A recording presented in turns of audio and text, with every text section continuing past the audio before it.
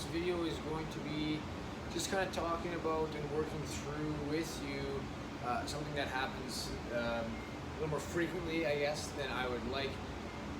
This is a little bit of a rehab scenario that I go through sometimes. I have a torn labrum in my right shoulder. When it dislocates, I have to be careful how I get it back to moving to full function again.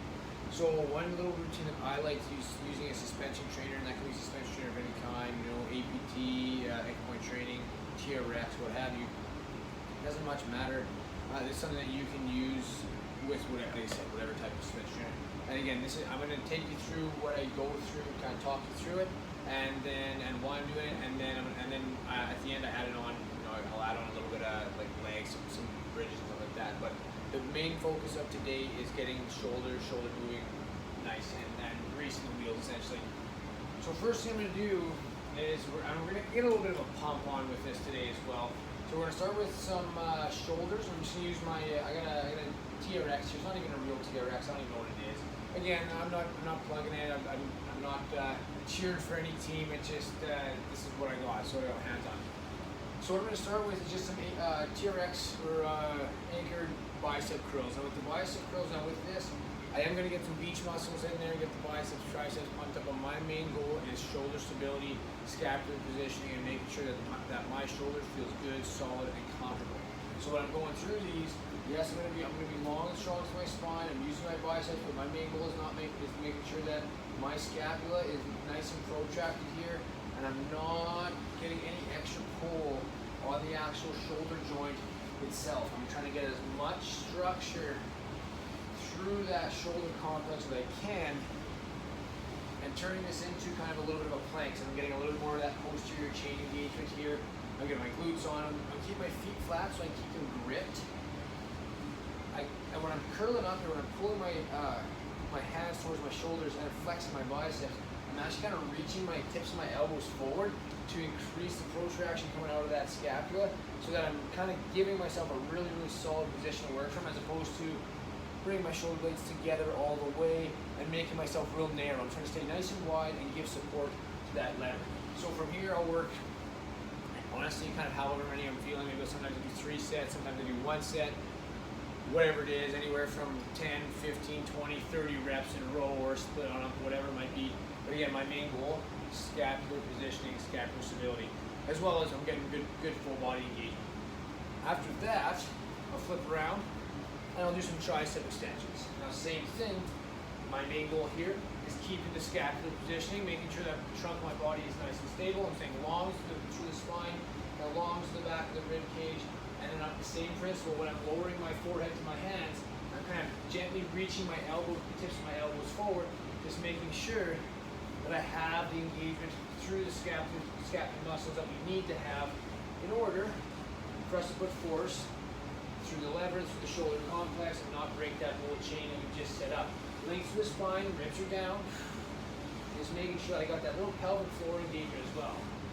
Pushing my toes straight down into the floor, not back behind me, and think about squeezing on the way up. Again, those I'm doing anywhere from 10, 15, 20, 30, honestly, however many I'm feeling on the day. Main goal, scapular stability, then I reassess. Feeling good, maybe I'll do a few more. For the sake of the video, not to make it too long, I'm not going to do a few more right now.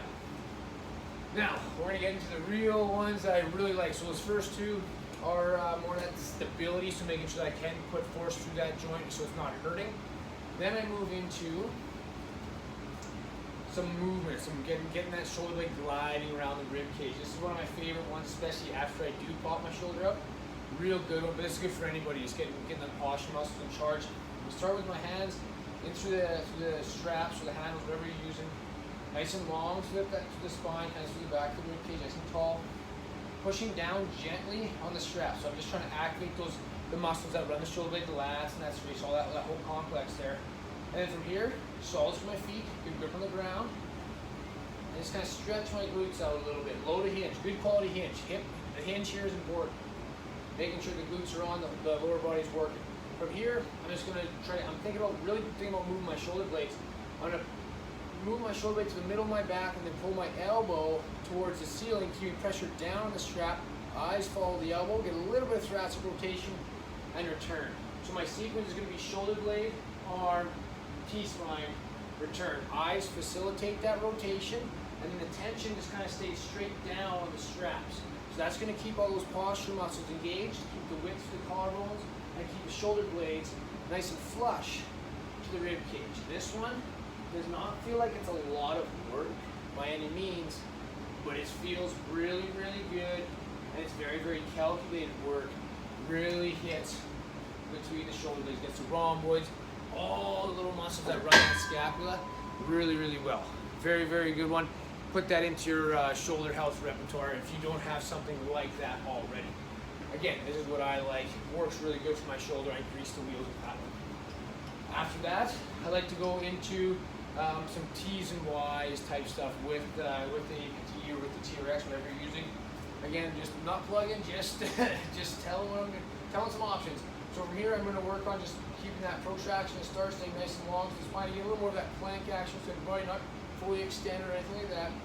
Long and strong to the spine. Pull the shoulder blades around the rib cage and return. So I'm just going to work a few T's, making sure that I'm not going weak through the wrists. We're going weak through the wrists. We're going weak through the shoulders. Stay strong to the forearms, and we're just trying to keep the shoulder blades honestly just really flush to the rib cage. Not squeezing them all the way together, letting them collapse, but just trying to let them glide around that cylinder, that round rib cage. Then I'll flip the palms over, exhale, and continue moving the shoulder blades around the rib cage to provide support through the opposite end of that lever. So I'm making sure that I'm strong through that shoulder complex as I'm doing these. I'm making sure I'm not flaring the rib cage up. I'm not lifting through the traps first. We're just trying to get that nice rotation through the shoulder by promoting scapular rotation around that shoulder blade, or around the rib cage, sorry.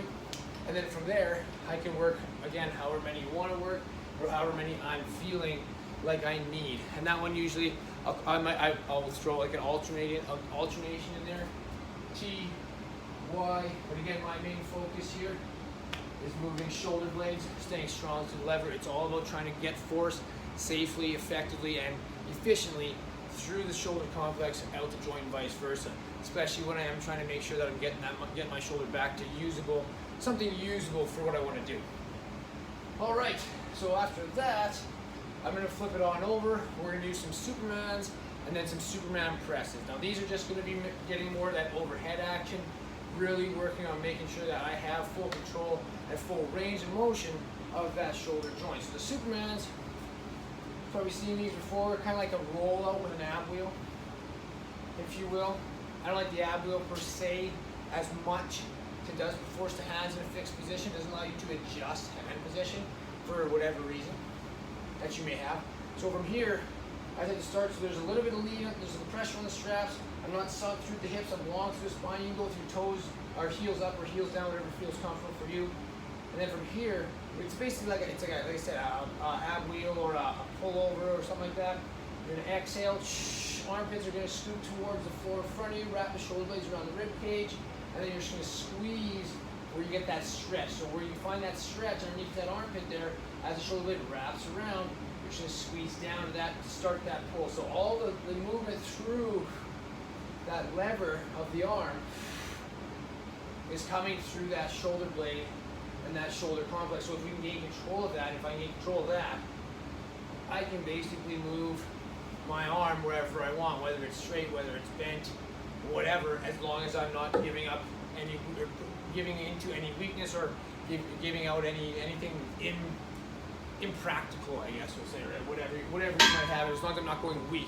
So any area of that lever, I can control it with that shoulder complex. And again, that's the main goal, especially honestly when you're doing anything. Can you control the force that you're trying to put through the joints and put through the body? After those Supermans, now that I know, okay, I'm feeling good, I got that range, I'm not restricted, I'm not feeling like, I'm not second guessing it, I got full control, mentally I'm ready for it. Then I work more of a Superman press, where I take myself up to the end position. I'm going to really work on wrapping the shoulder blades. My elbows on this one are not going to try to come back here past my shoulders. At no point do I need to do that, because that's going to restrict the overhead motion here. So I want to make sure I'm keeping my scaps almost a little bit protracted, because that's what's going to allow me to keep force going vertically through the shoulders. And then from there, as I go to move, I think about pulling my elbows to my rib cage, which is going to rotate my shoulder blades to center, and then I'm going to push and scoop my armpits and wrap my shoulder blades back out. So here, this is just another shoulder blade rotational drill that allows me to put quality force with quality position, quality range of motion out through the arm and through that whole shoulder complex. So as much as I'm thinking about pressing overhead, I'm also thinking about pulling in position.